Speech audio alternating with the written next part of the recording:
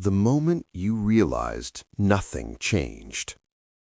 There is a moment that almost everyone experiences, but very few talk about.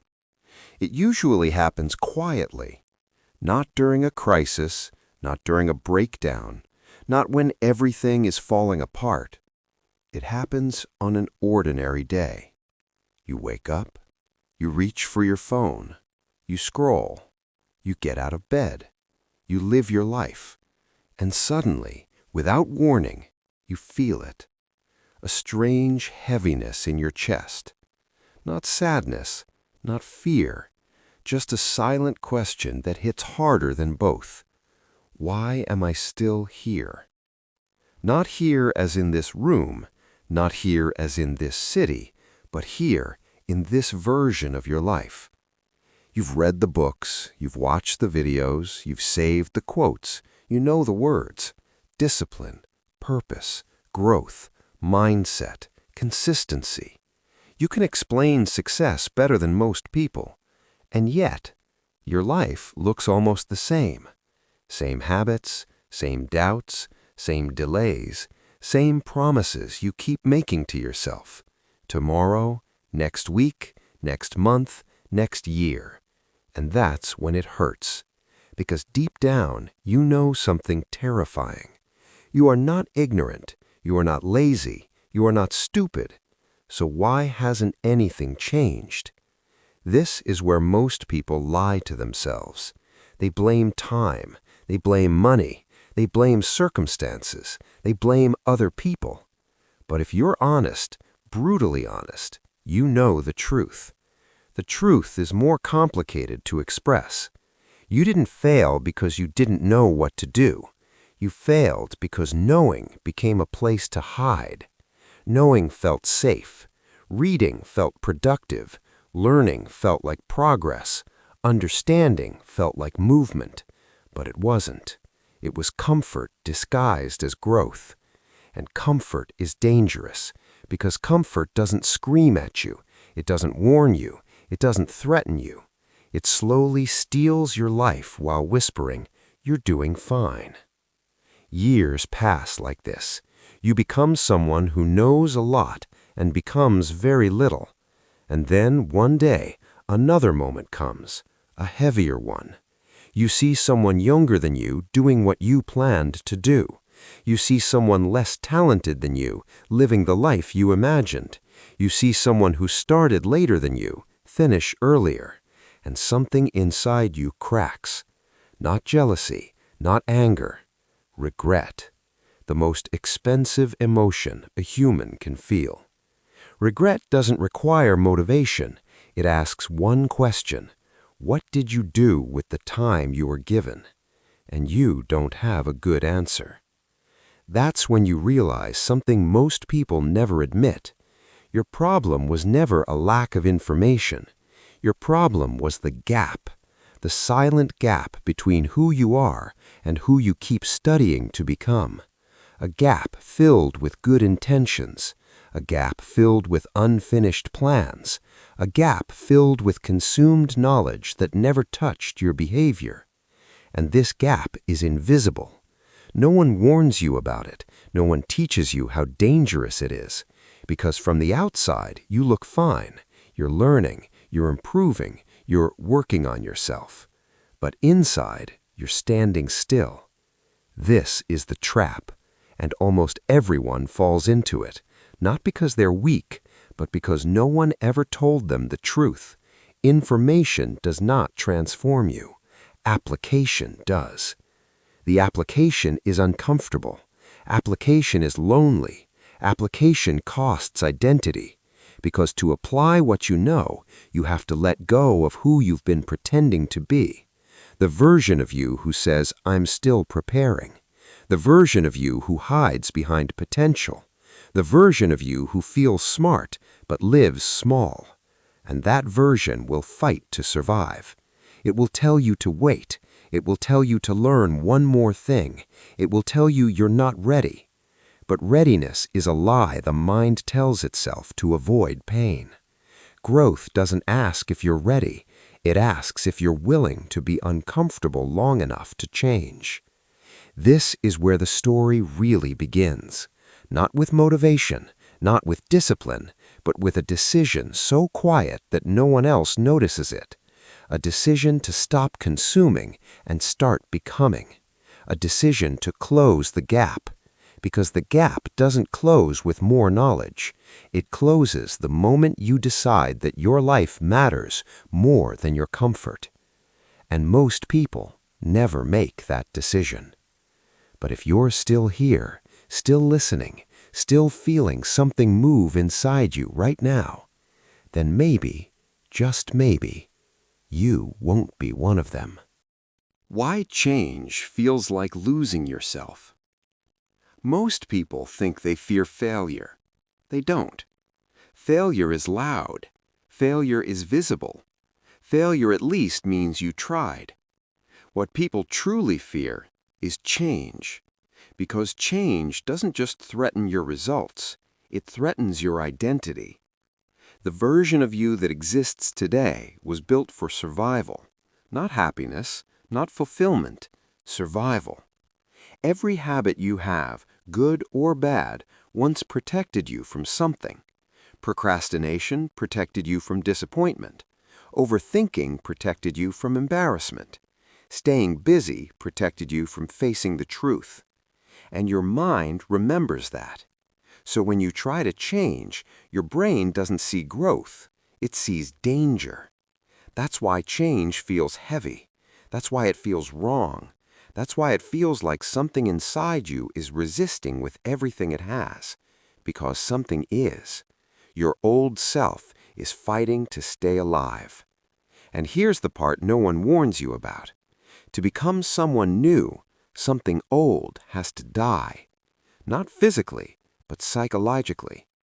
The routines you're attached to, the excuses that feel familiar, the story you tell people about why you're not there yet, those things give you belonging.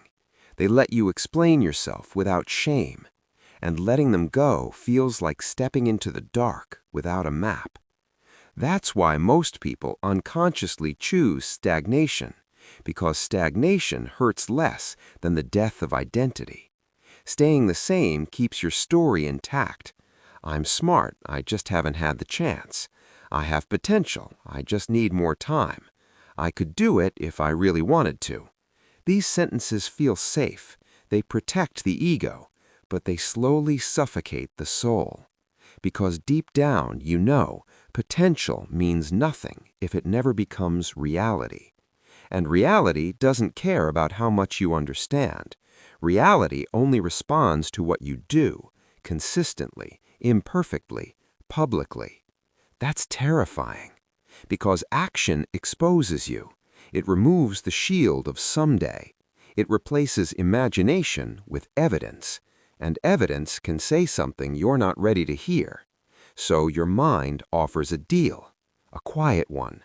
Stay who you are, and I'll protect you from pain. And for a while, it works. You feel safe. You feel in control. You feel intelligent. But then the nights get louder. The silence that follows motivational videos feels heavier.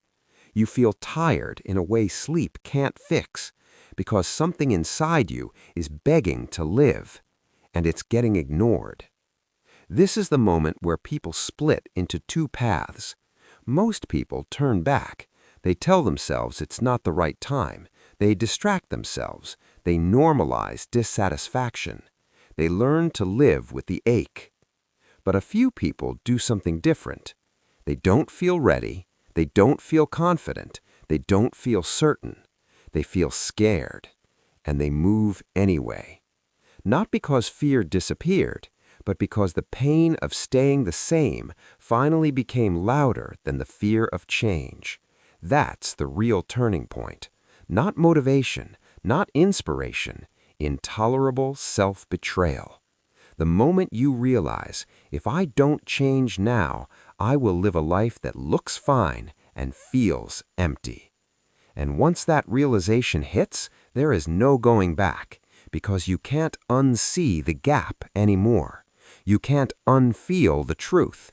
You can only decide how long you're willing to delay becoming who you already know you could be. Change doesn't begin when you feel powerful. It begins when you're tired of lying to yourself. And that's where the next chapter takes us. Into the moment, action stops being an option and becomes a necessity. The lie of motivation. Motivation is one of the most misunderstood forces in human life. People chase it, wait for it, blame its absence for everything that never came to be. I'll start when I feel motivated. I just need to get motivated again. I lost motivation. But here's the truth almost no one wants to hear. Motivation doesn't create action. Action creates motivation. Motivation is not a fuel, it's a reward. It arrives after movement, not before it. And waiting for it is one of the most elegant ways the mind keeps you stuck. Because waiting feels responsible, it feels logical, it feels like preparation, but it's the avoidance of earning a clean shirt. Think about the hardest things you've ever done, the days you showed up tired, the moments you acted scared. I just wanted to let you know that the times you moved forward without clarity. You weren't motivated, you were committed. And commitment feels very different. Motivation is emotional. Commitment is structural. Motivation rises and falls with mood. Commitment exists regardless of how you feel. That's why relying on motivation is so dangerous, because your mind knows how to shut it off. The moment something feels uncomfortable, the moment resistance appears, the moment doubt whispers, motivation disappears, and the mind says, "See, it's not the right time." But discomfort is not a signal to stop. It's proof you're touching something real. Real change feels boring. It feels repetitive. It feels unimpressive at first. There's no cinematic music, no dramatic breakthroughs. Just small actions done while your mind complains. And that's why most people quit, because they expected the transformation to feel exciting. But transformation feels ordinary, until one day it isn't. Until one day something shifts. You look back and realize you're no longer the same person. Not because you felt motivated, but because you showed up when you didn't. This is where discipline is often misunderstood as well. Discipline is not force, it's alignment. It's deciding in advance who you are and then behaving accordingly even when emotions disagree. You don't wake up and feel like brushing your teeth, you do it. Not because you're motivated, because that's who you are. Imagine treating your growth the same way. Not as a performance, not as a mood, but as a non-negotiable part of your identity. That's when things change. Not dramatically, not instantly, quietly. Your standards rise, your excuses lose power, your actions become consistent. And consistency is terrifying, because consistency removes your ability to lie to yourself. You can't say, "I'm trying," anymore. You either did the work or you didn't. And that honesty is uncomfortable. But it's also freeing. Because once you stop negotiating with yourself, life becomes simpler. Hard, but simple. You stop asking, "Do I feel like it?" and start asking, "Is this who I decided to be?" That question changes everything. This is where the real separation happens, between people who stay inspired and people who transform. One waits to feel ready, the other moves while feeling resistance and lets identity catch up later. And here's the part that matters most. The life you want is built on days when you won't feel motivated. It's built on ordinary mornings, tired evenings, moments where no one is watching. That's where change actually lives. Not in desire, not in intention, but in repeated action when motivation is absent. And once you understand this, you stop chasing feelings. You start building a structure. And structure, it is what carries you when emotions fail. This is not glamorous, but it's real, and real is what works. Why you sabotage yourself when it starts working? There is a strange moment that comes right before change becomes real. Most people think failure happens at the beginning. It doesn't. It happens after progress, after the first signs that something is actually changing. That's when the fear gets louder, because success is not as safe as people think it is.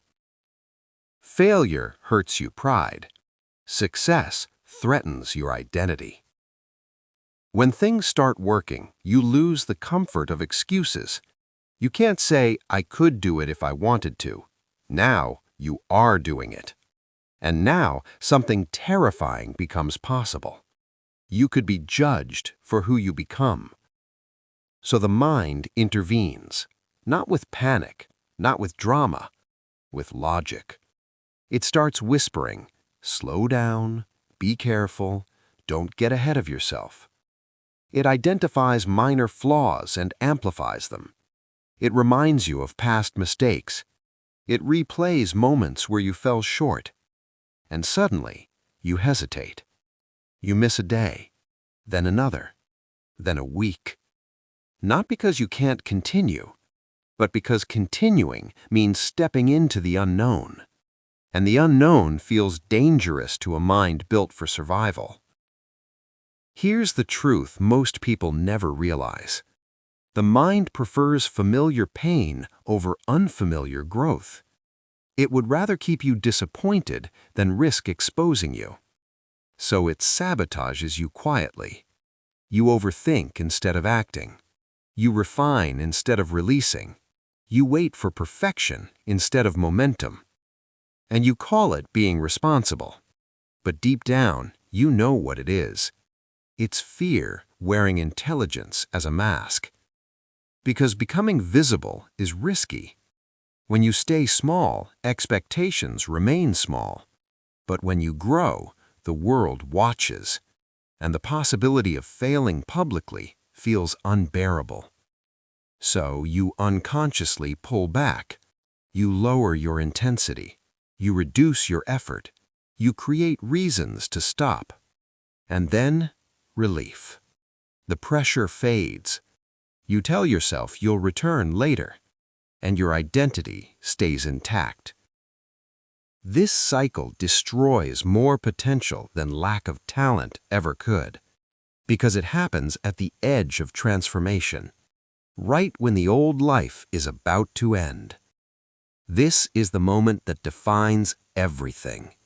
Not the beginning, not the dream. However, the point is that continuing to do so costs you your old self. Most people retreat here, not because they don't want success, but because they don't want the responsibility of becoming someone new. Because growth demands ownership. No more blaming, no more hiding, no more waiting. Just you and the results of your choices. That's heavy. So the mind chooses the lighter burden, stagnation, and calls it patience. But the few who cross this line do something radical. They don't negotiate. They don't listen to the fear. They understand something crucial.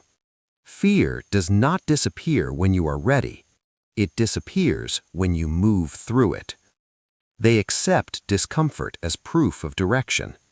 They let the old identity dissolve. They allow themselves to be seen, imperfect, and unfinished. And on the other side of that fear, something changes. Not the world, you. You stop needing permission. You stop waiting for confidence. You stop asking if it's okay to want more. Because you already crossed the most complex boundary, the one inside your own mind. And once you cross it, there is no going back to sleep. The day you stop drifting.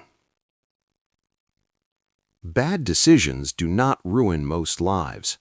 A lack of decisions ruins them. By drifting, by letting days decide for you, by letting habits choose your future, by letting comfort quietly take control. Drifting doesn't feel dangerous. That's why it works. You wake up, you do what you usually do, you tell yourself you'll be more intentional tomorrow. And tomorrow becomes a pattern. Weeks pass, months blur, years disappear. Not because you failed, but because you never took the wheel. And one day you notice something subtle. You don't feel lost. You feel absent, like your life is happening near you, not through you. You react more than you choose. You respond more than you create. And the scariest part? No one is stopping you. No villain, no obstacle. Just silence. That's when it hits you. If you don't choose a direction, any direction will do. And your mind prefers paths it already knows, so it repeats the past.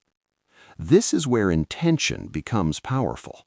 Not intention as a goal, but intention as a daily stance. A refusal to live on autopilot. A refusal to let comfort decide. Choosing doesn't mean certainty. It means responsibility. It means saying, "This is my life, and I will be accountable for how it unfolds." That's heavy, because once you choose deliberately, you lose plausible deniability. You can't say, "Life happened to me." Now it's happening through you. That's why drifting is attractive. It removes the burden of ownership, but it also removes meaning. Meaning only appears when you choose something and accept the cost. Not once, every day. Deliberate living is not exciting. It's quiet. It's waking up and doing the thing you said matters, even when no one is watching. It's aligning your actions with your values, even when it's inconvenient. And slowly, something changes. You start to trust yourself.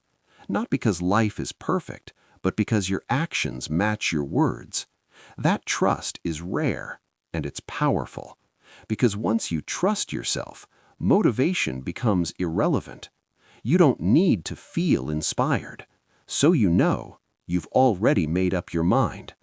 This is the moment where life stops being something you endure and starts becoming something you shape. Not dramatically, not overnight, but deliberately.